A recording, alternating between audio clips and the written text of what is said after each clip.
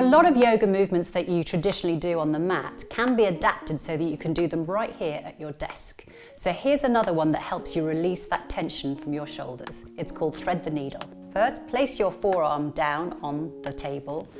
Lift your other arm all the way up to get a stretch across your chest, and then thread the needle through and under the other arm and place your shoulder down on the table. For an extra twist, press down that palm and breathe. Inhale, come all the way up, and do that on the other side. So forearm down, other arm all the way up to the sky, and then exhale, thread the needle through and breathe.